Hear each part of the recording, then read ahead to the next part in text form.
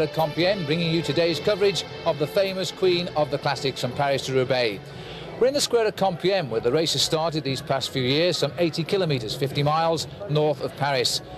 1990 is a race that everybody still talks about, when the race was won by just a centimetre. Let's have a look at that.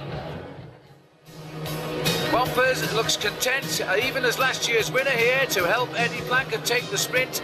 Bauer is in the back of the group, and Van Hooijdonk goes for a long one. He's the least likely to win the sprint. Bauer gets his wheel, a good piece of riding by Steve Bauer. Planker tries to come on him too, but look at this ride now by Van Hooijdonk, goes high, opens the door to Steve Bauer. Bauer comes on the inside, and it looks as though Steve Bauer's going to get that first classic victory on the line. They are almost together, and you know Eddie Planker was right on him on the line. We'll have to look at that again, but there was nothing in it at all. In 1991, the French came up with the first of two straight victories, and you know, they haven't won too many races since the World Wars. Now let's have a look how Marc Madiot did it.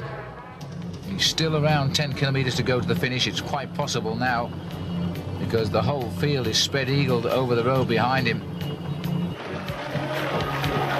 And now comes the moment of the jersey straightening, possibly the two-arm salute. Marc Madiot is back in the big time. Well, sadly, Marc Madiot is injured today and won't ride for the Subaru Montgomery team, a team from America making their first appearance in Paris-Roubaix, and we wish them well. Last year, though, the grand old man, Gilbert Duclos-Lassalle, until last year, he twice finished second in this race and once fourth. Then he got the big one. So what a great feeling for Duclos-Lassalle. He's racing for the win, and he can see the tail of the rider who will take second place, Olaf Ludwig of Germany. And now all that remains for Duclos is the two-handed salute. He's going to do it right behind Olaf Ludwig, who looks over his shoulder. And this has been one of the most memorable victories in Paris-Roubaix. Gilbert Duclos-Lassalle since 1970. Well, Gilbert Duclos-Lassalle is now approaching 40 years of age and is still the #1 favourite for France. But what about the Americans? Greg LeMond is back. He had a great Tour of Flanders. It does appear, although he's refining his old form. Greg, before you ride off, the form looks as though it's coming good after a great Tour of Flanders. Oh, a great Tour of Flanders. Considering how bad I was at the start of the season, it's good. But no, I feel good, especially on the flats. I mean, today's flat. So I mean, nobody can really look forward to Paris-Roubaix, can they? Oh, I look forward to it. Yeah, it's the most exciting race of the season, really, for one day, and it's a lot of adventure in it. You hope you finish. You hope you don't crash. That's your main goal. But then if you don't crash, you don't flat, then you hope to do well. And as they entered the forest of Arenberg after 96 miles covered, 13 of them held a lead of just over 1 minute. 137 starters, and amongst these 13 frontrunners was the champion of Belgium, Johan Museeuw, now riding for the Italian MGB team. He had all of his strong teammates around him, Franco Ballerini, Wilfried Peters and Mario Cipollini, the most feared sprinter of them all. From Motorola, there was the British champion, Sean Yates. And from Germany came Olaf Ludwig, the former Olympic champion, back in Seoul in 1988. At the head of the field, as they charged over the cobblestones of the forest of Arenberg, it was Wilfried Peters setting the pace in favour of his teammate Cipollini in third slot, and dodging around the pavé and the fields at the back there, the champion of Belgium, Johan Museeuw. Peters is trying to pick the smoothest road possible through the forest. He was being followed by Adrie van der Poel. Cipollini was in third place. Peter de Klerk, not knowing quite where to ride, was riding in fourth slot. Other riders in this breakaway were Thierry Marie of France, Marc Sergeant of the Novomai team, and his teammate Wilfried Nelissen. Massimo Girotto was here, so too Frans Maassen from the Word Perfect team. A marvellous crowd has turned out for this first vantage point of the 1993 event. As soon as the riders pass by, they'll be in the cars and racing down the freeway, heading for the next point.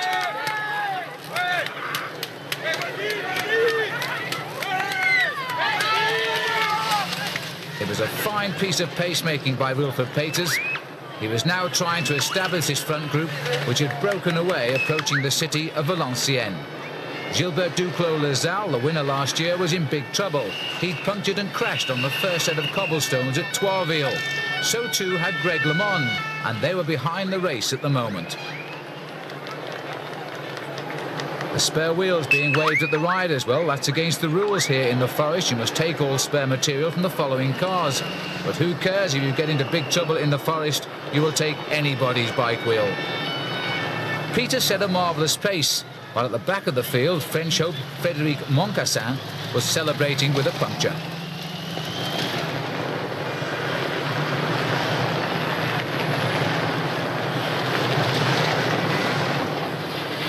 Normally the forest of Arenberg, there is no wheel traffic allowed. You simply come here, leave your car and enjoy the tranquility of the place. Not so when Paris-Roubaix comes by. This was the chase group being led by Jelle Nijdam. They were feared that their man up front for the Word Perfect team, Frans Maassen, wasn't the man for the day's victory. So they were trying now to draw the sting of the bunch and hopefully project Edwin van Hooijdonk up in that front group.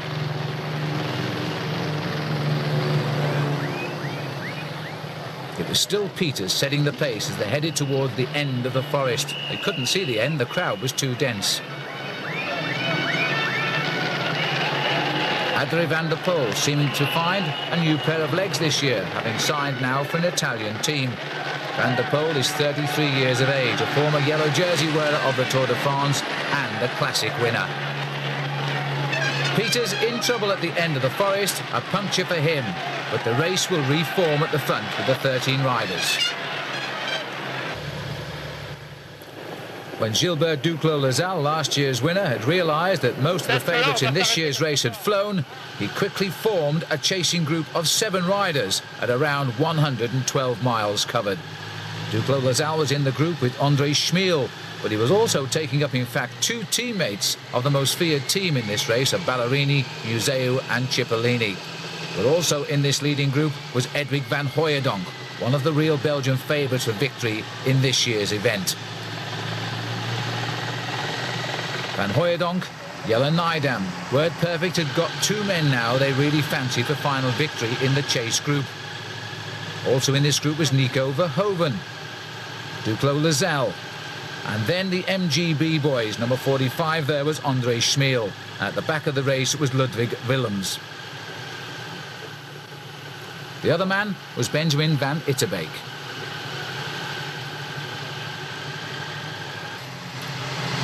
Race director Jean-Marie Leblanc was right there when he saw the French favourite Gilbert Duclos-Lassalle lead the charge of 7 riders up towards the 13 escapees.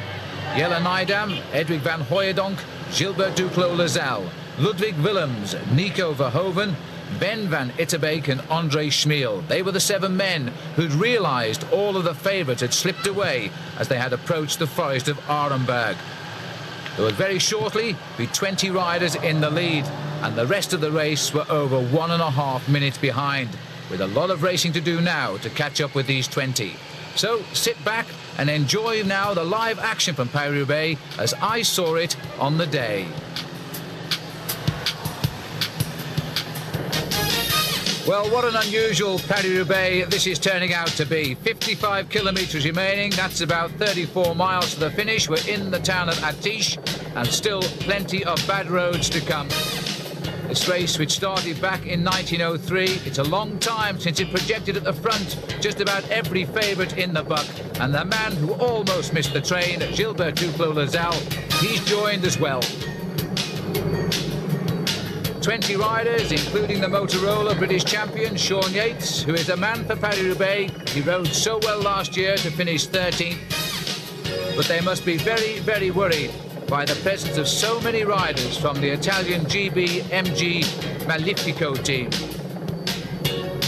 Johan Museu, the hot favourite to win, having just won the Tour of Flanders. And when you are the reigning champion of Belgium, that really is the classic to win on home soil. He's now in the selection here. The main field haven't given up. We're not seeing too much of them either. They're over 1.5 minutes back. We must apologise again for the occasional break-up in the picture. This is due to the live pictures and the links to the helicopters. The camera's taking quite a battering on the cobblestones as we now enter the cobblestones at Atiche. Just over 2 kilometres, 2,000 metres. And as usual, the riders at the front turn on the power once they hit these cobblestones. It always reminds me of the great British horse race, the Grand National, watching Paris-Roubaix.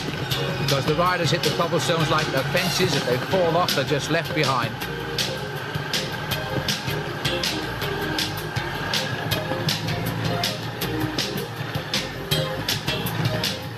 Well, this is one of the stretches of cobblestones that the crowd basically seems to have ignored. They've gone on to the more famous stretches towards the end. Adrie van der Poel has been the rider doing most of the racing over these cobblestones. There is in fact a prize for the king of the pavé, but it's Benjamin van Itterbeek who's taken the advantage here. Now this is something of a surprise. Van Itterbeek is always seen as the good Kermesse rider. That's the riders who stay in Belgium and ride those one-day races and earn plenty of local publicity. But those much closer to him do say he is a vastly underrated rider, and if he trained properly, he could be a classic winner. Well, maybe he's trained properly today, because he's setting the pace here as we run alongside the main road between Paris and Brussels. There's his FICP World Ranking, number 311, which isn't bad when you think there are more than 1,000 riders now ranked in the world. And 50 seconds to chase group, so the main field far from out of it yet. That's a small group that's trying to come up. It contains Johan Capio, former champion of Belgium, trying to bridge the gap. Rolf Aldag is there, a rider who we know well in the United States. He staged victories in the Tour du Pont. And there's Adrie van der Poel, 33 years of age, now on an Italian team and riding better than ever.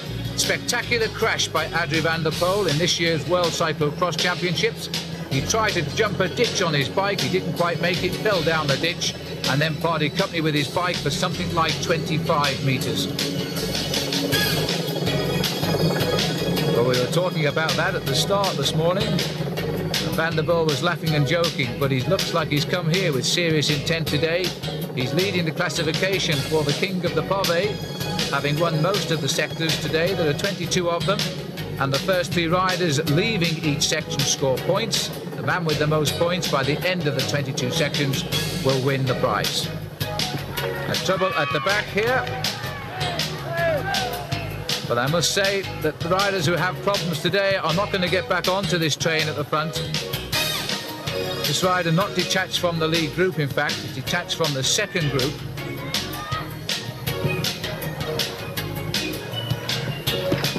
And now it looks like that the Itterbeek is still going clear. They haven't picked him up, and Van der Poel has tried.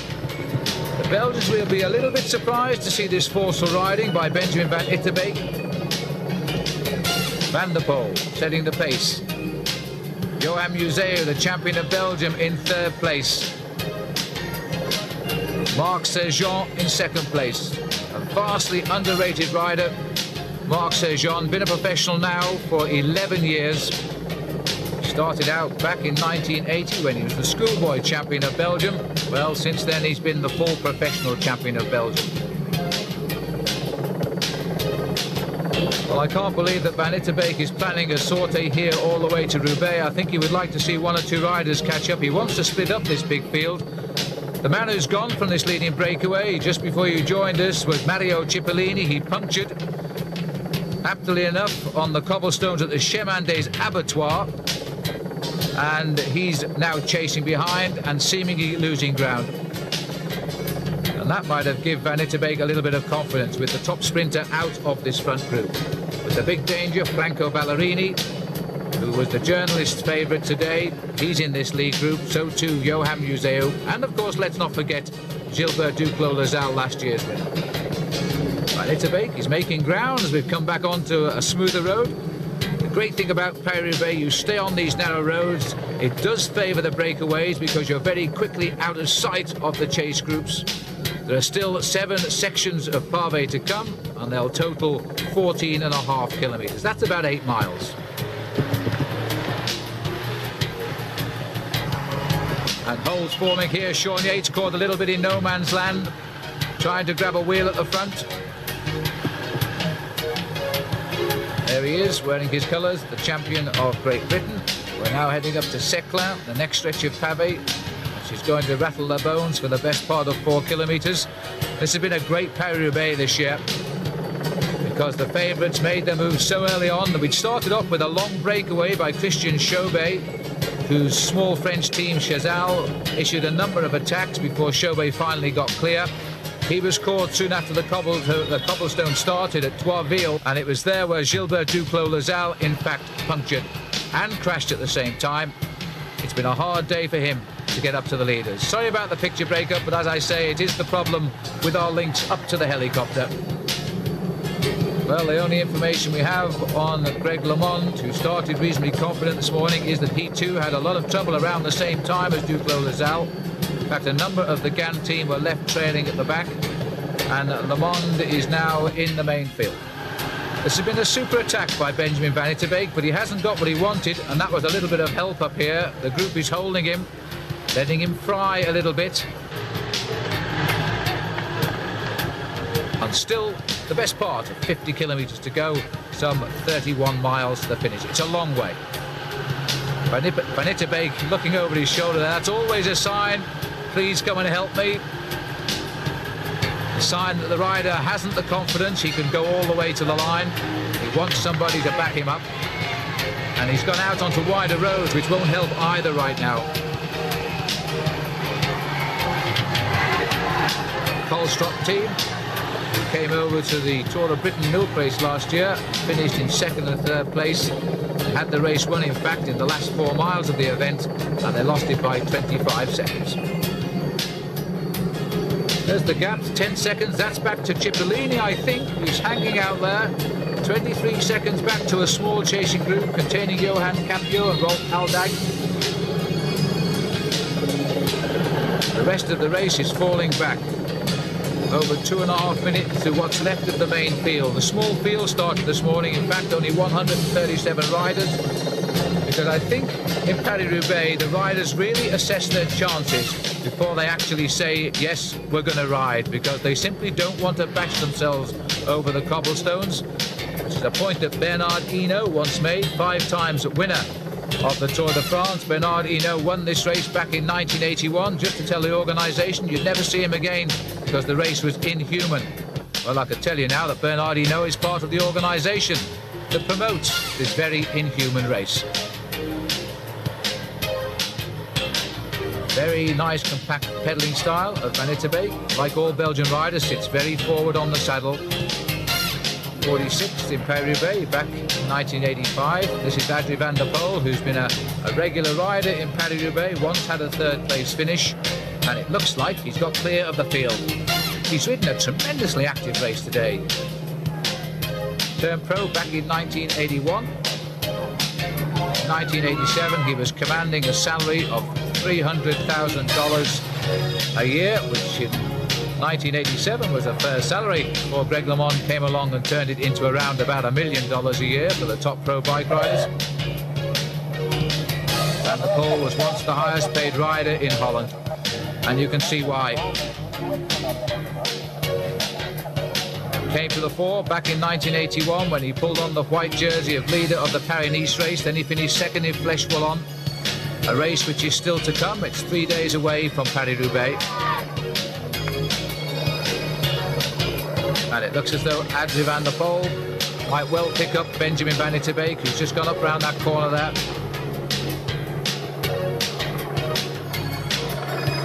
One of the biggest disappointments for Adrie was when he took the silver medal in the 1983 World Championships.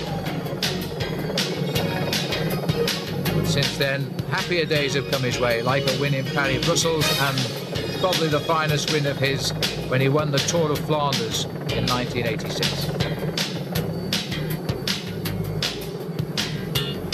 And the compact working group trying to rectify things. This is Moto 3, and this is the chase group trying to get up. Andre Schmil at the front of this group. Another of the MGB team. I think they've got most of their team up in the action today. Each team fielding 8 riders.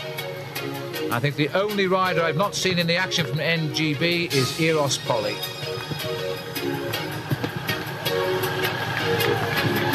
It's almost as if Van Itterbeek feels more at home on the cobblestones. There are plenty of them in Belgium still. Any of you young amateurs watching this who've ever visited Belgium and ridden an amateur race, you usually find yourself crashing over cobblestones round the back streets of some little Belgium town. The fear that one day all of these cobblestones will be covered over with tarmac doesn't bear thinking about, because the day that happens, Paris-Roubaix will cease to exist. But thankfully, the race more popular than ever, and the areas here, the Nord-Pas-de-Calais, and the area around this section of France, and Roubaix, Valenciennes, Saint-Quentin, all of the towns here willing to try and preserve at least small sections of this bad road to keep this race alive into the next century. The first race in 1896 was run by Fischer.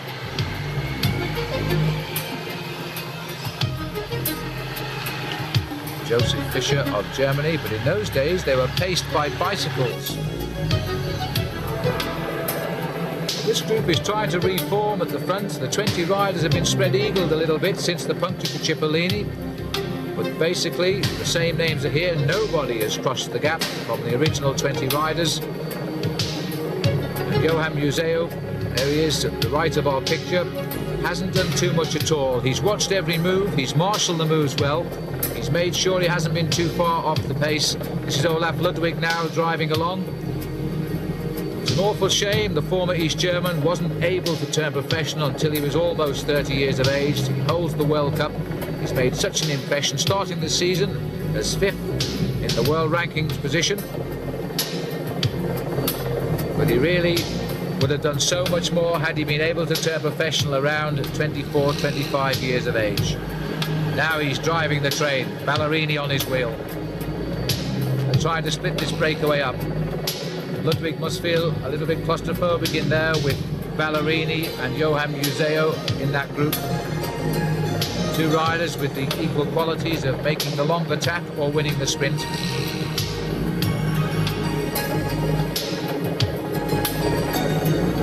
And the gap is closing down.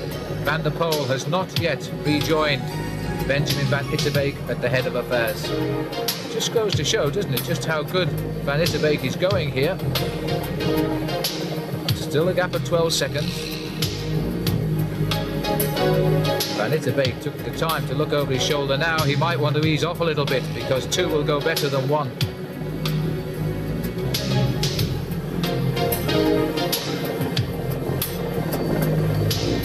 There's the lone leader, riding as relaxed as he can on top of the... In fact, it looks to me as though he is easing back and waiting for the arrival of Van der Poel.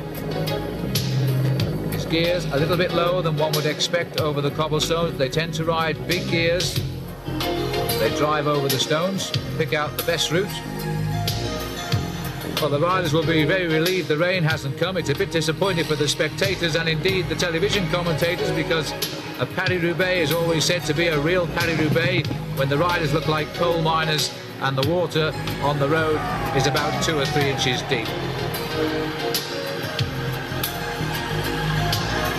End of sector 7 and a second place for Van der Poel out of that section, which will keep him on the leaderboard in the race for the big cobblestone and the first prize in the Kingdom of Pavé.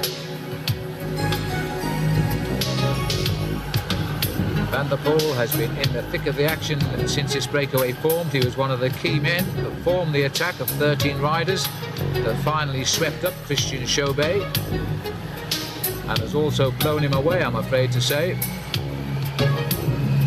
And now it looks as though Van Itterbeek is going to be joined. There we are, he spotted him, so he'll wait for him, and then he'll find his tempo, and 2 riders could well slip away here.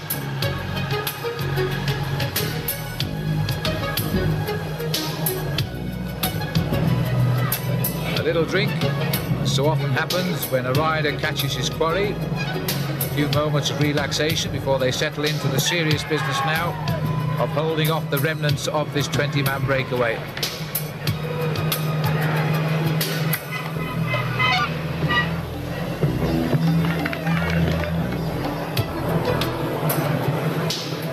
Well, this has to be one of the most tortuous routes possible to Roubaix from the town of Compiègne. The same towns, which have now become synonymous with Paris-Roubaix, welcome this race every year. The route more or less settled down, doesn't change too much at all now, since it's been starting at Compiègne since the mid-80s. And if you ever get the chance, by the way, to come over here and watch Paris-Roubaix, Compiègne is about 80 kilometers, 50 miles north of Paris, and the night before the big professionals roll out of town, there's always a circuit race for amateurs which goes on for a couple of hours, and it's a great evening's entertainment. Edwig van Hooijdonk looking over his shoulder. So many riders over the years who can call themselves Mr. Paris-Roubaix, but Van Hooijdonk shot into the top line when he finished 5th in this race, one of his first professional races. There's the composition of this new group, but still the original names projected. Herman Frison is the only rider who's joined us here after a hard chase from the back.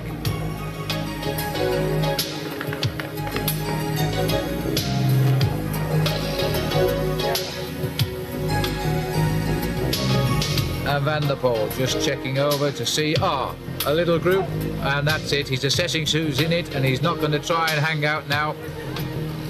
Neither is Van Itterbeek as they come together. And there's the men who've joined them. Ludwig, Duclos, Lasalle, Frison, Van Hooijdonk, Sergeant, Museo and Ballerini. Very neat little group indeed. 9 riders out in front. Well, Cipollini is reported to have abandoned the race.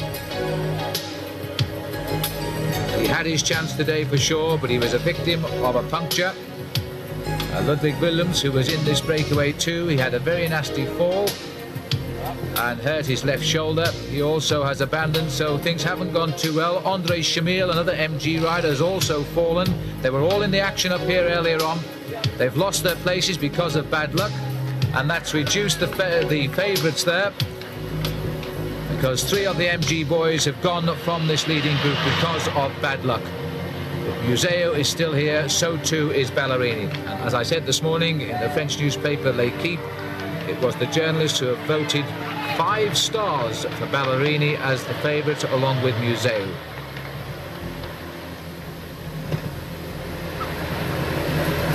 That's Herman Frison at the back of Belgium, 105. He is on the same team managed by Jean-Luc Vandenbroek. So we head on to sector 6 on the pavé. Pont Thibault, just 1.5 kilometers this one.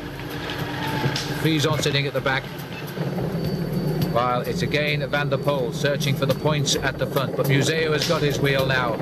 This quietly spoken man who say he didn't have to be a professional bike rider because his family is reasonably well placed in life. They own a garage. His father was briefly a professional cyclist and found it was a little bit too hard. He didn't want Johan to become a pro bike rider, and Johan promised he'd just give it a try. Well, what a rider he's turned out to be. Now the champion of Belgium, and only a week ago the winner of the Tour of Flanders, and now right in the driving seat here in Paris-Roubaix. Last Belgian to win was Eddie Plankett, and you may well have seen that tape on FCV, that superb finish by a centimetre between Steve Bauer and Eddie Plankett. What a finish that was. Sean Yates, they call him the Animal. What a superb bike rider. Such an unselfish cyclist. That's why he's never won so many cycle races. He's said now to be postponing his retirement this year because he is so impressed with Lance Armstrong, the new rider on the Motorola team, that he wants to stay on one more year and impart all of his experience to Lance and hope that he will go on to be a champion.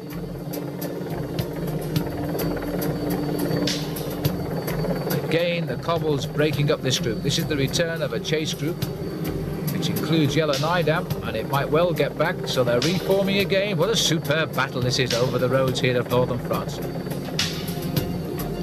The cars, as so often happens, will be trapped between these two groups. The riders won't complain because it'll be a chance to nip through the cars and back up to the leaders. But there really is nowhere those vehicles can go in Paris-Roubaix when you're on the cobblestones. You can find yourself in a box. They're the leaders. Gilbert Duclos Lasalle driving along there. In 3rd place, I think he is at the moment. What a remarkable rider. The oldest man to win Paris-Roubaix 1 year ago, which ranked him, I think it was 4th in the world, as the 4th oldest winner of a classic race. The oldest is Joop Zoetemelk.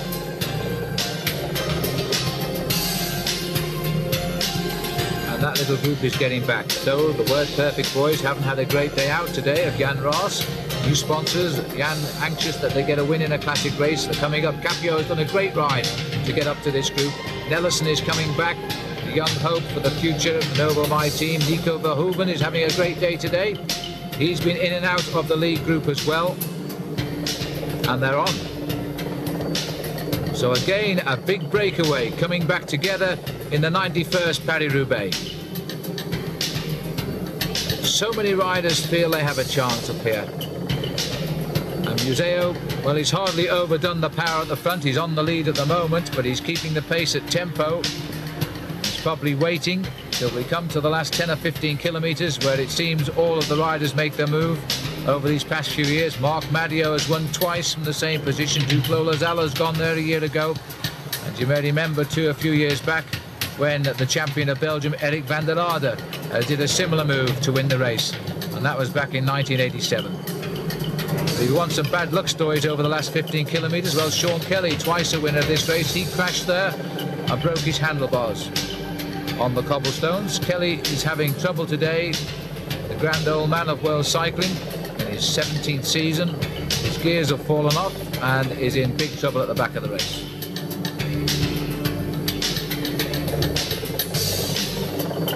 So much luck required, and yet I once remember talking to Roger de Vlaming, the rider they used to call the Giton, the Gypsy, who won this race in 72, 74, 75 and 77. He never had a problem in 11 Paris-Roubaix until he punctured in the 11th event. And then he thought it was time to abandon the race. And there was the composition of this lead group as it's reformed at the front, and the tempo, as you can see, with the coming back of that small group, has eased off a little bit. Time for the big boys to rethink their tactics.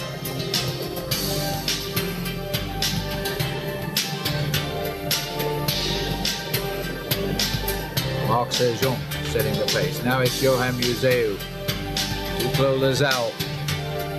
All of France riveted on their seats now, seeing the grand old man come back up into this lead group, when it seemed earlier when they announced he crashed at Troisville with a puncture.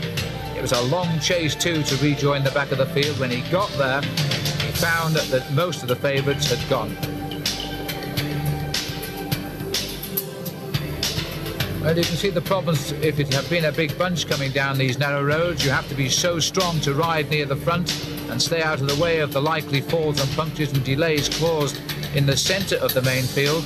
And although you now see a projection of a small group of riders, you have to appreciate the strength of these favoured riders to hold their position at the head of affairs just to be in the lead group of the day. It takes an awful lot of hard riding. It's no good riding along in Paris-Roubaix, 40 riders down having a chat waiting for the end. You've got to be strong enough to stay near the front as soon as you arrive on the first stretch of cobblestones at Troisville after some 63 miles covered.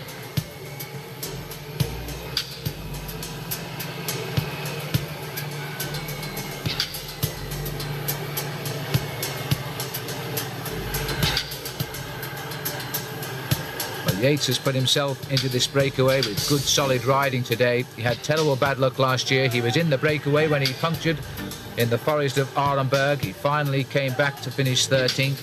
It could have been such a better finish for him, for the Motorola team as well. There's the time gap now, back to the next group, 50 seconds. And Hooydonk taking a drink.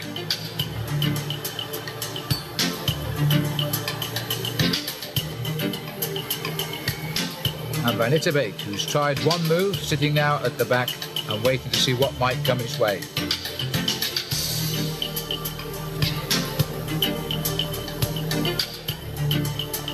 Frédéric Moncassin also sitting there at the back. New team for him this year, and he seems to be riding a much better season. And Van Itterbeek's gone again with the gap at 33 seconds to the next group on the road. But they're not giving him his head this time. That's Olaf Ludwig, who's taken up the chase and got him. And Ludwig just anxious to contain the race. Ludwig not the great sprinter that perhaps Museu is. He'd be delighted too to see the going of Cipollini earlier, but Ludwig can produce a great sprint when the race has been very, very hard. One of his ambitions when he turned professional was to win the green points jersey in the Tour de France. He's done that now, and he's done it and also been beaten by Johan Museu in a great one-on-one battle the following year for that green jersey as well. Now, Hermann Friesen trying his hand to go away. You see, Friesen not recognised by the leaders as a likely winner, has been given his head, but in Paris-Roubaix it does produce surprise victors. And look at this, Adrie van der Poel is chasing him down again. This man is so strong today. I've never seen Adrie ride so well for a couple of years now. I really thought last year he was finished. 35 kilometres to go, we're in Templerve. About 22 miles. Well, Van der Poel is claiming the cobblestones as his today, determined to win that prize. He's been on the attack ever since the counter-attack moved off in search of Christian Chauvet.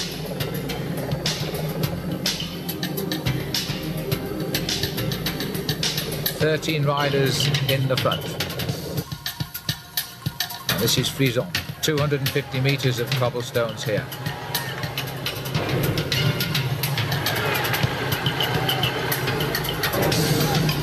And like all Belgians, he rides nicely, relaxed on the handlebars. If any young amateur riders are watching, by the way, when you do ride the cobblestones, you don't allow your hands to rest lightly on the handlebars. If you hit the stones wrong, it'll bounce both of your arms off the handlebars and a nasty crash will result. Believe me, I've seen it happen many times. You hold those handlebars really tightly. Handlebar control shift levers too for the gears as he changes down one. And I've noted too that Van der Poel is using a similar gear shift today, as he would do in cyclocross, of which of course he is a great exponent.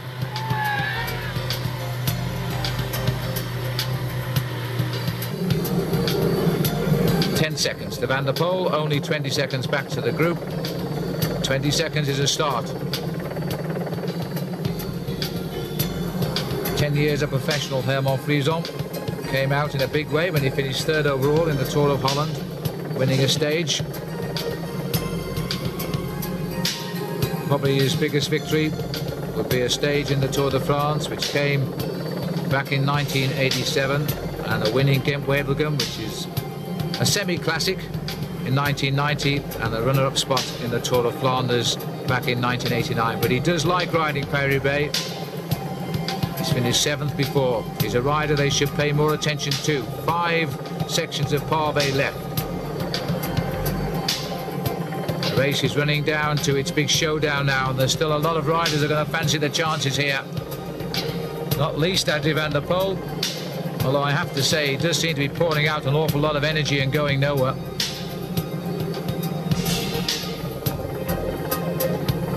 Could be he's going to get up to Friesen. He did it when he chased down Van Itterbeek, and then as we saw, he almost waited for the group to come back in the end. And there's that 7th place I was telling you about. He came in 1989 for Hermann Friesen. And up comes Van der Poel again. A man possessed today.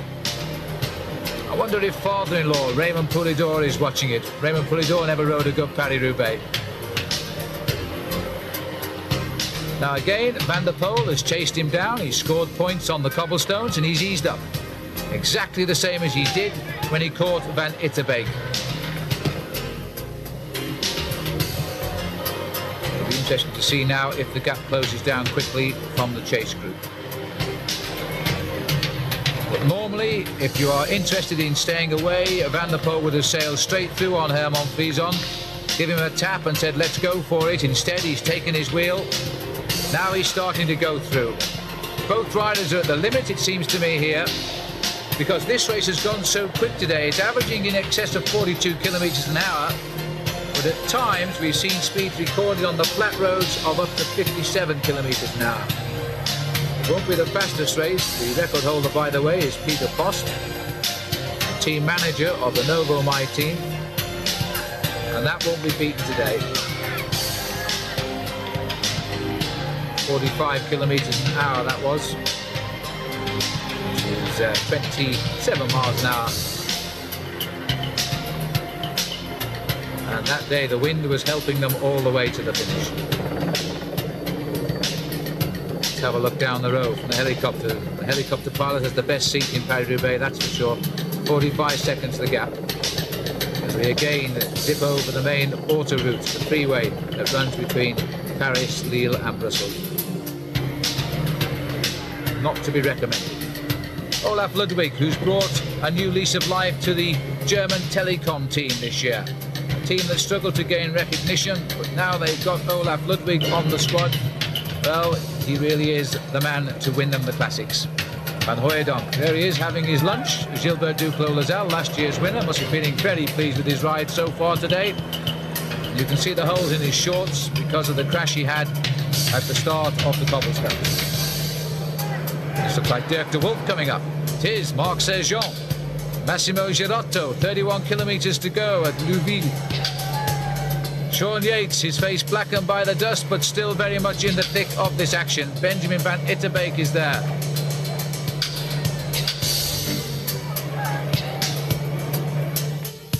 And that was Hendrik Redant, Van Itterbeek's more illustrious teammate, who's also tapped on. He's come right through the field. That's been a great chase by Redant. So there are still messengers coming across from the remnants of the main field.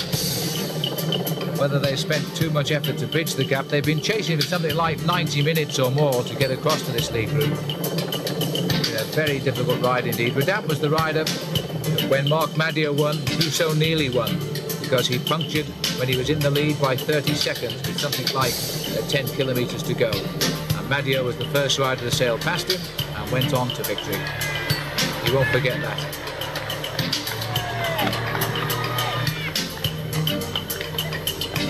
Still the Belgian-Dutch tandem of Herman Frison. No wins for him last year at all. And Adrie van der Poel.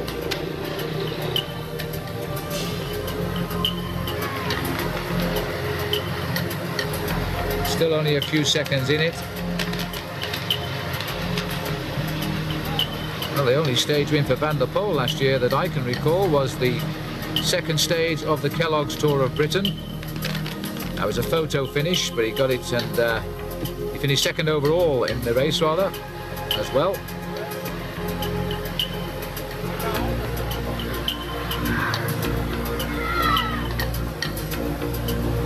But these two seem to have settled down nicely now. Van der Poel anxious to work with him. Remember, as this race approaches the finish, we're about 32 kilometers to go, about 20 miles. They're going to gain in confidence as we look down the road to see if the gap is very much there, and indeed it is. And there's a lot of work to be done now. This is a superb move. Van der Poel may have at last read this one correctly. As he's gone clear, he's caught Herman Frison. Ludwig, who has no friends in that chase group, he's the only rider from Telecom. Seems to be left to do a lot of work. I'm surprised here that the GB team, and Ludwig's had enough, he's swung off. In fact, it wasn't Ludwig, but a teammate that was setting the pace at the front, because that rider who's come up now is Rolf Aldag, so he came across with that group that contained Redant. And so, in fact, Ludwig does have a teammate up here. And there's the speed at the moment, just short of 50 kilometers an hour, some 30 miles an hour. Dirk de Wolf won Liège-Bastogne-Liège last year, on the left of our picture, just peeping in the Gatorade colours. Gianni Bugno, by the way, not here today. And a look over his shoulder. Van der Poel must be feeling very pleased with what he sees down the road. Not a lot, just the cars. That's a good sign. The commissaires have let in plenty of following cars. Now the gap is growing. And judging by the speed of the leaders, very much on a par with that chase group. If anything, they might be going further ahead.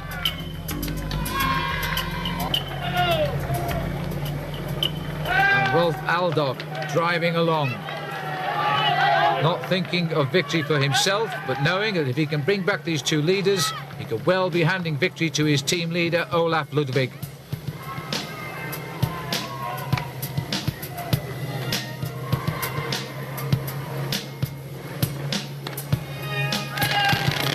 Ludwig, only in his 4th season as a professional.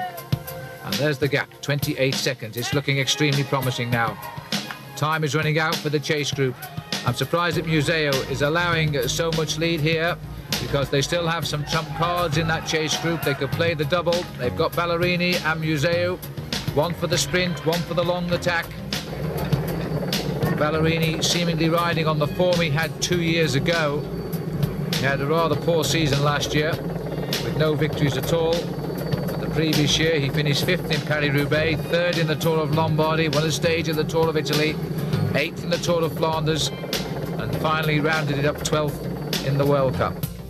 In the World Championship, rather. Seaswang, 1,500 metres. Sector 5A.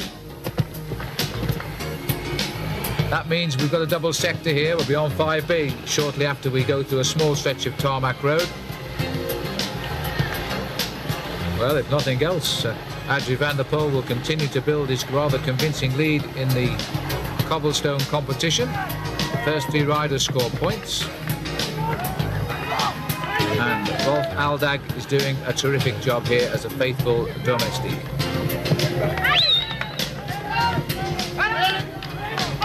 It's pretty plain now that nobody else is going to get up to these leaders. Anybody that missed the express train that took off at Valenciennes, heading for the Forest of Arenberg, I think, apart from Duclos Lasalle and that small group that since joined, have now missed the boat. And it looks as though Van der Poel is riding a little bit too well over these cobblestones. He's causing some pain now to Frison.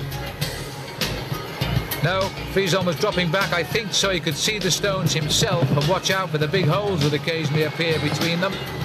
You've got to ride your own race over the cobbles. You can't follow the wheel of the man in front.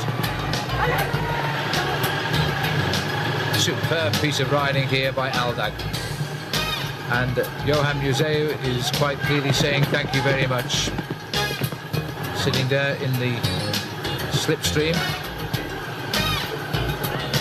He's over to the far right of the picture now. Well, the crowd has found this bend at one of the key bends. Many of them having transferred from the forest by car. Sometimes a problem to get through the traffic jams, but they're here anyway. 16 seconds, so this fine riding by Aldag is now causing the gap to close down. And just look how the break also is spread eagle now by the fine pacemaking. Oh, and it's Ballerini who's causing the pain. Duclos Lasalle trying to grab his wheel. Franco Ballerini, it had to come from the MGGB boys, it had to. Because one's the stayer, that's the man who'll go for the long one, and that's Ballerini. Museo is the one they'd save for the sprinter. Ballerini is gone, and Duclos Lasalle has read it well. Where does this old man of French cycling find it from? He's fought all day to join the leaders. He's up there, and now he's determined. It can only be because he's last year's winner. He's inspired beyond belief. Last year's winner, racing on French soil. Well, not quite soil either, stones. But Ballerini has been riding so well this year. And just look at this. He's coming right up to our camera. Oh, he's coming right up to the 2 leaders. My goodness me, he's on them. He's gone straight by them. And so too is Duclos Lasalle, and Van der Poel has realised it. Frison wants to know if there's any more coming, and there isn't. This is a superb move now. And I think that Van der Poel can't get on the train. Ballerini is still content to make the running. Duclos Lasalle is going with him. Well, we're approximately 19 miles from the finish here. It's still a long way to go, but this has gone so quickly off the group.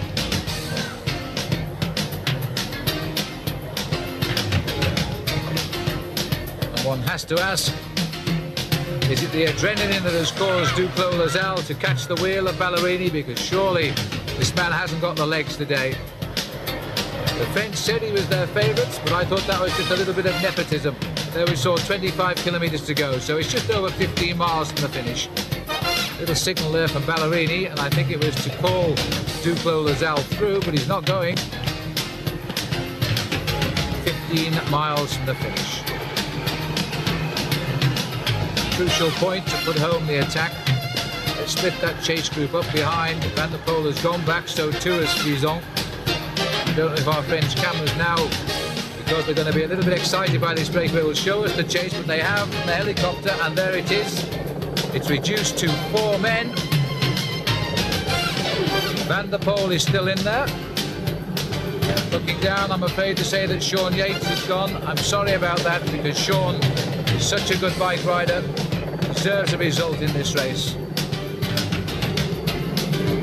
So they might bring these back. We could have 6 leaders very shortly.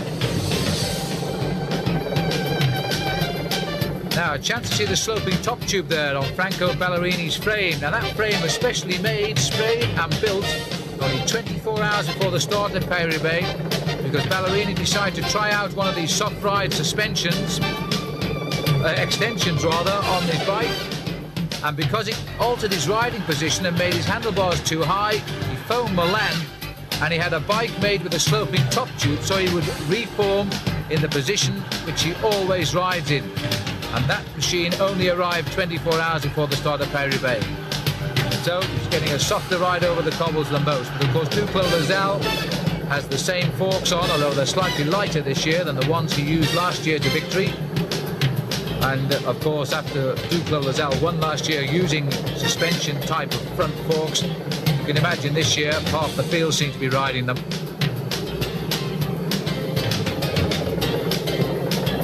So just as triathlons accelerated the use of those triathlon-shaped handlebars, which Greg LeMond rode to victory in the Tour de France a few years back, so the mountain bike scene now producing for the road bike scene the suspension on the forks and the handlebar extension. Well, the sport isn't afraid to learn, that's for sure. They might learn a lesson here from 2 riders who've attacked, Ballerini and Duclos-Lassalle. The rider in 3rd position is Museu. He certainly will offer nothing in the chase down. Van Hooijdonk is going to be the rider who'll miss out if he's not careful. He's setting the pace at the far right of our picture. And surely Van der Poel here at the back hasn't got much left in those legs now.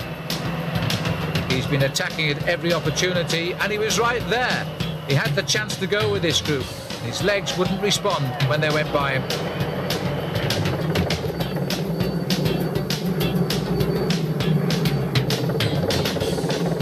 Empty roads as we go back up to the leaders. I'm just wondering if Duclos-Lassalle has done everything to get into this lead group, and he's got nothing left, and Ballerini should be assessing this now.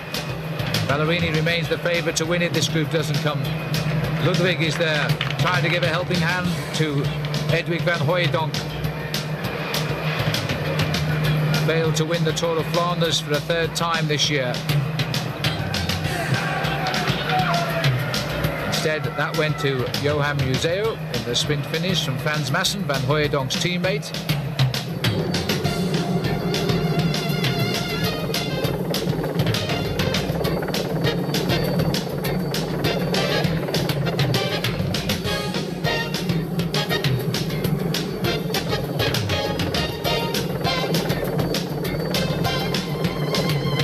Northern France resplendent in spring sunshine as the Paris-Roubaix comes down to its final stages. 2 riders now have thrown down the gauntlet. The sectors of the cobblestones coming to an end now. Just 4 stretches left to go. They're not too long, but they are bad. This one at Vanaheim is only 700 metres. There's the chase group: Ludwig, Museu, Van Hooijdonk, Van der Poel.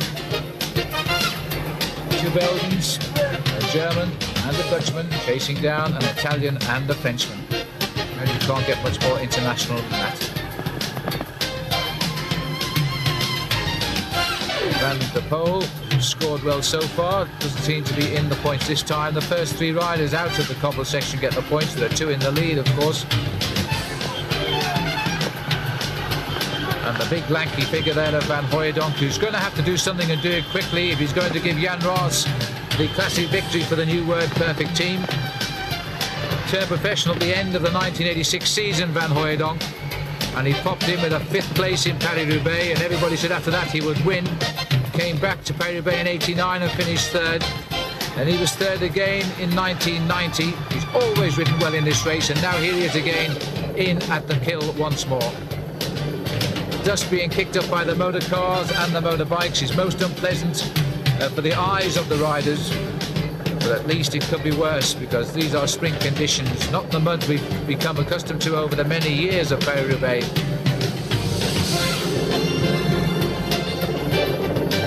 In fact, many of the journalists at the start this morning were almost on their knees praying for rain. They wanted a tough race. They couldn't have seen a much better one. There's no lucky winner of this race today, with the favourites all coming to the fore and showing us just why they have been nominated as race favourites for Paris-Roubaix. They've all ridden a splendid race. They've given everything. Cipollini, sadly taken out by bad luck, is now retired, by the way. That's the latest information. He's climbed off. So too has Greg LeMond. So too has Sean Kelly.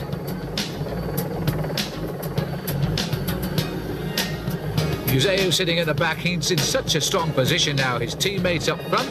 He's confident his teammate can take care of Duclos Lazal. He's sitting at the back of the chase group. If these four catch up with the front two, Museo will be equally confident he can finish this race off in the sprint. Life is rosy now for the Italian team, despite the loss of Cipollini earlier. At one stage today, they had 7 of their 8 men up in this front group.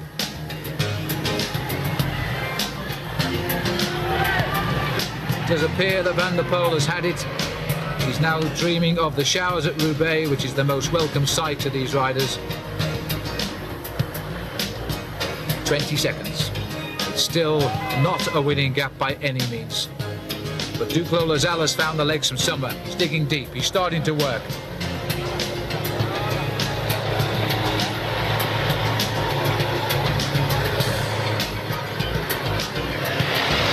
So the little Frenchman, again risen to the occasion for his new sponsors this year, GAN, the assurance company. And hopefully he can repeat his feat of a year ago, but he must feel surely the odds are against that. This is a nasty stretch of cobbles now.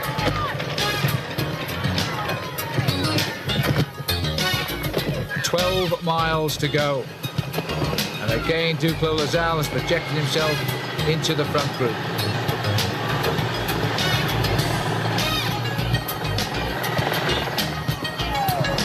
In his long career, the Frenchman has won 62 races.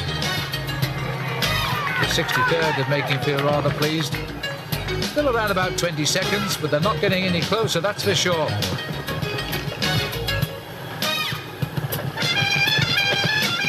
Probably hear the bikes bouncing over the cobblestones here.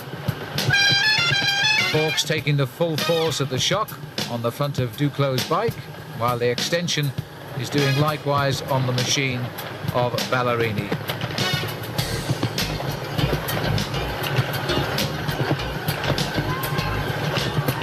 Duclos, one of those lovely men of world cycling, thought his career was over back in 1984, I think it was, when he literally shot himself in the hand while out hunting. Thought that would be the end of his career, but he came back. I remember him winning his first Paris-Roubaix, no, his first Paris-Nice rather, back in 1980, that stage race that runs down from Paris to Nice in the springtime in early March. He won it for the first time in the time trial at the Col d'Ez, and he rushed back into the press room to watch it on television. He cheered himself along as he watched himself ride to victory on a recording. Marvellous character, very, very popular with the French. He's not a great climber, yet he's led the King of the Mountains competition in the Tour de France. He arrived at his hometown of Pau, down on the edge of the Pyrenees, wearing the leader's polka dot jersey. And the crowd cheered him all the way, and he laughed because he knew once the big mountains come, he would lose that lead. But all of this has endeared him to the heart of the French crowd. Second place would do them today. They've seen him win the race a year ago after 2 second places before that, and now he's just 10 miles from the finish. Can he hold off the race behind? Ballerini is the man dictating the pace, the man on form, and he is, to say the least, confident today. He's not even looking for any help from Duclos Lazal. And the gap has opened, all thanks to the pacemaking here at Ballerini. 44 seconds. I'm pretty certain that Van der Poel is shot at the back. Here he is. but maybe not so Ludwig or Van Hooijdonk. But how long can they gamble here? They'll be very worried about the presence of Museu, because they know his finish is better than them both put together. And I wonder what Museu is thinking as well, because he really wanted to win Paris-Roubaix. He's handicapped now, he can't chase down these two leaders with his teammate up there. I think one of the greatest sounds in the world, there are two. There's the finish of the Tour de France on the Champs-Élysées, which must be absolutely wonderful to the riders who finally make those sacred cobblestones. And then there are the other sacred cobblestones of Paris-Roubaix, when you come into the stadium and the crowd give their roar of approval. 2 sectors left, just 4 kilometres, 2.5 miles pavé left. It's all very, very possible now. Ballerini knows it. Surprisingly, we haven't seen his team manager come up at all. Neither the team manager of Roger Leger, because the gap has not grown to 1 minute. And the rules say until it is 1 minute, we won't see the team cars of these two riders up behind them. And I bet you Leger and Lefebvre would love to just say something now to these two riders, even if it's only a word of encouragement, like, I think you can do it. Carrefour de l'Arbre. Cobblestones are running out. And it's on the next left-hand bend coming up, where Jonathan Bowyer once made a spectacular crash and flew off into the ditch. Jonathan Bowyer. And it was just there where John just went sailing off and out of our camera to the left. I bet you Jonathan's watching the pictures today and thinking, yes, and it hurt as well. The riders today choosing the right-hand side. No puddles, no holes, just a nice little bit of rough grassland without the grass. Ballerini, so confident he didn't give any care at all as to the location of Duclos-Lassalle. But why doesn't he attack it? Why doesn't he coax him through and jump in? Sorry about the picture breakup, but I'm sure you want to stay with these pictures. They're magnificent. There's a gap opening. Ballerini is turning the screw now, and Duclos-Lassalle is going to have to find something special. I'd love to see the face of Lassalle, but the new rules following bicycle races for television is we can't go too close, although our cameraman can't resist the shot. He's gone right up alongside him, and there's the face of Duclos-Lassalle. His hair is hardly out of place. He's just sitting there. He's concentrating on the back wheel of Ballerini. He knows if I can just hold for a few more yards, these cobblestones will be behind us. And you know, if Ballerini doesn't dump Lassalle quickly, he gets onto the smooth roads, he won't drop him.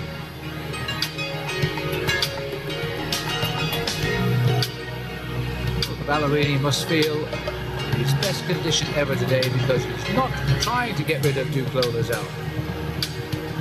1 minute and 3 seconds. This surely now is the winning move. Except Duclos won't be watching television right now. He won't know the gap is 63 seconds, and nobody can tell him just yet because the roads are too narrow. I wonder if Ballerini would understand French as well. Riding with so much confidence, Ballerini. He feels he's got this race won today, that's for sure. And he might have.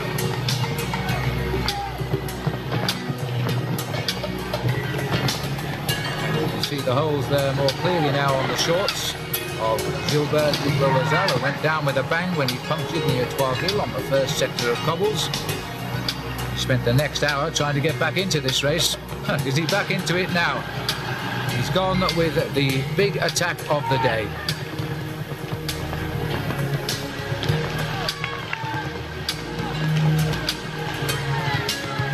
Well, this is the 15th time that Duclos-Lassalle has headed towards Roubaix. And it will have hurt certainly as much as any of the others, if not more. But the gap continues to go up. 1 minute and 11 seconds now, and Ballerini has failed to shake off the Frenchman on the cobbled roads, and I doubt very much he'll be able to do it on the smooth ones. And still Duclos slips it up a gear, but doesn't offer to contribute to any of the pace. And Paris-Roubaix has lost none of its popularity over the years. If anything, There are more people watching this race today than for a long time. And the final shaking for Duclos Lazal. I must say I can't understand why, with over a minute now, Ballerini doesn't insist that Duclos Lazal does some of the pacemaking. He doesn't need to do this. These are the 4 chasers. The impetus has gone here. Ludwig sitting at the back, planning perhaps a 3rd place finish because he's a good finisher. He'll have to take on Museu though, who's going to be very confident when he gets to the track at Roubaix. Van der Poel is at the front, but there's no fire in him anymore.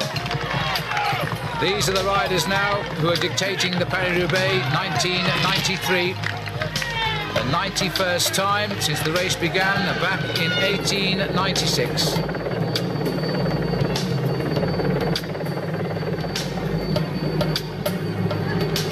The last Italian rider to win this was Francesco Moser, when he got 3 in a row between 78 and 79 and 80.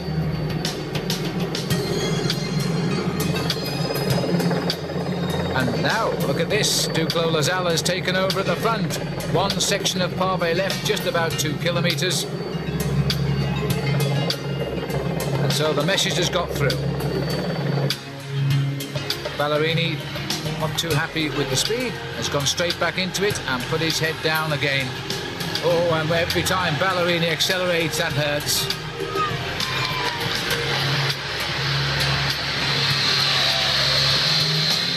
Ballerini, who's come back to his old form, 7th in Milan-San Remo this year, then 6th in the Tour of Flanders. A win today, and I think he'll find himself as the new leader in the World Cup competition.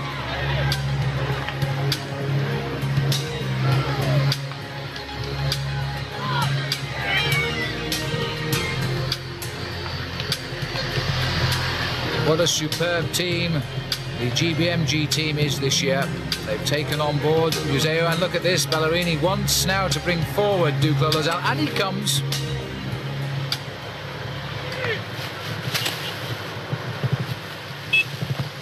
The MG boys have such a strong team this year. They dominated Ghent-Wevelgem last week when they projected Mario Cipollini as the winner, and the Tour of Flanders where it was Johan Museu. And now they're looking set to win Paris-Roubaix with Ballerini. Still Ballerini setting the pace, but a little more urgency now from Gilbert. He has to fight though, doesn't he, just to get past those wheels of Ballerini. Scherenga, 14 kilometres from the line.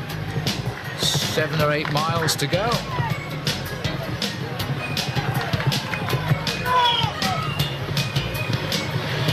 Well, I really expected Ballerini to shed Duclos Lazal, but he's hung there like glue. And I don't think he's going to drop him now, because if he was feeling bad, he wouldn't be sharing the pace with Ballerini. So I'll say that Duclos Lazal has made something of a recovery, because now he's looking around rather than just grimace and hold the wheel of Ballerini. He's watching and looking. That's the sign of a man who's not beaten yet. And the gap, a minute 44, the race behind is over. It's all for 3rd place. Well, this is a superb race. It has been a superb race. It's projected 2 of the world's most famous bike riders at the moment, in Ballerini and Duclos Lazal. We're now in the little villages that abound as we head towards Roubaix. It's very much an industrial area, this. It's produced many good bike riders, like the World Pursuit champion Alain Bondu of France, who has been placed in Paris-Roubaix.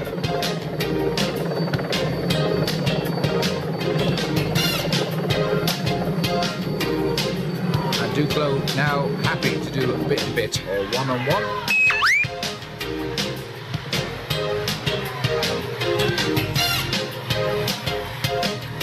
Gilbert, 39, in August, taking on Franco Ballerini. His birthday comes in December, when he will be 29. And they're still turning out speeds of 55 kilometres an hour at this stage of Paris-Roubaix. The overall average, though, is around about 42 kilometers an hour. And the gap continues to climb, so the spirit is gone now from the four chasers. They've passed through that psychological point.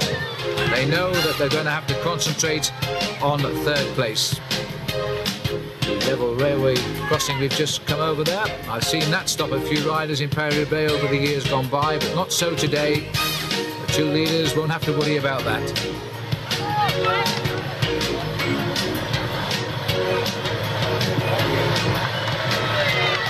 Well, Gilbert has kept this one a big secret all season.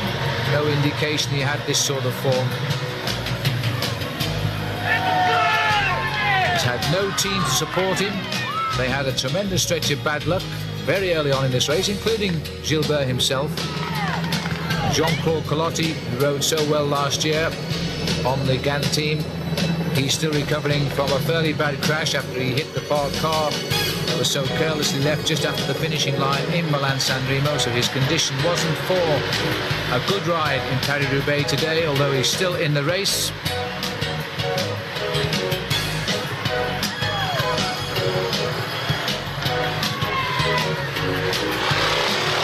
The breakaway of 20, which came together when Duclos-Lassalle brought up a group of 7. And then a small group joined them, including Hendrik Redant, Capio and Aldag. And then the bomb exploded, and that breakaway just spread over the cobblestones of northern France. And from that came the extension of these two riders. The grand old man of world cycling, and Franco Ballerini, who continues the Italian Renaissance.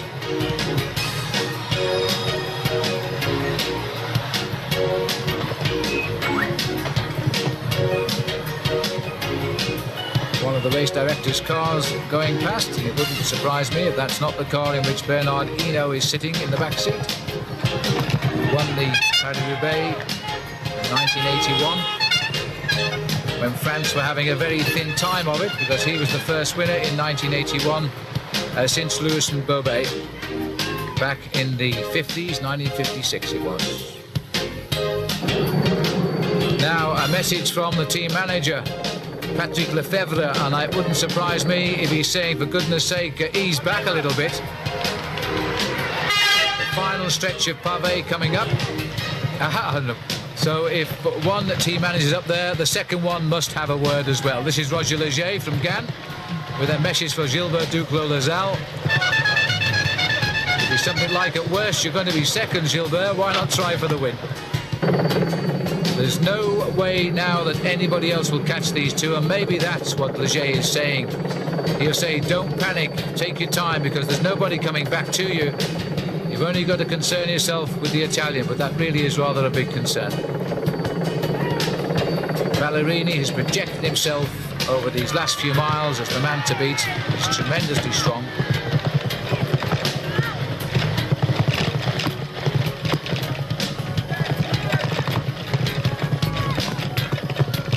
Roger Leger, the manager of GAN, which was formerly the Z team, a rider in the Tour de France, although not one of great distinction some years ago.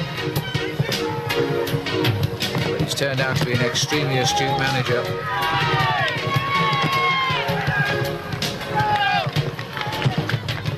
Of course, all of these people now, having seen the race live on television, are rushing out of their houses on the farms, knowing that a Frenchman is in with a shout again of winning Paris-Roubaix.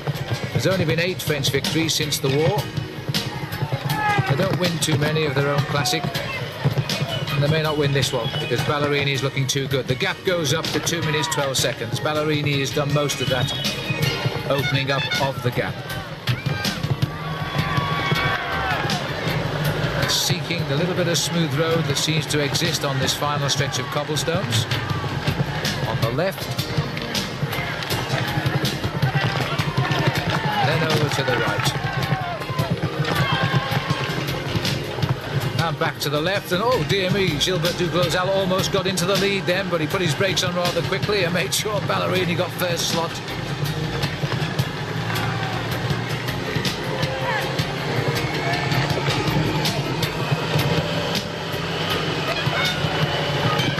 And now the chase group comes on to the final section of cobblestones, with Van der Poel still sitting at the back.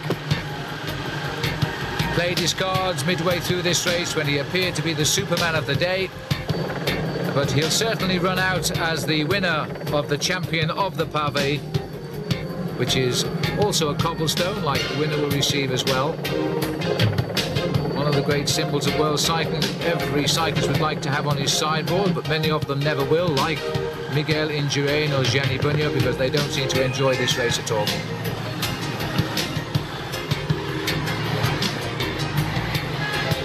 Moto 1, by the way, which is our camera on the motorcycle number 1, always follows the leaders on the road. That's how we know where we are.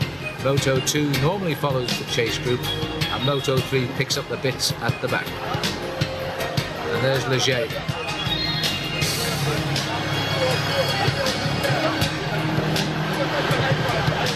Well, I can't quite hear what Roger Leger is saying to Gilbert. He may have been describing the final few kilometres into the finish, but I think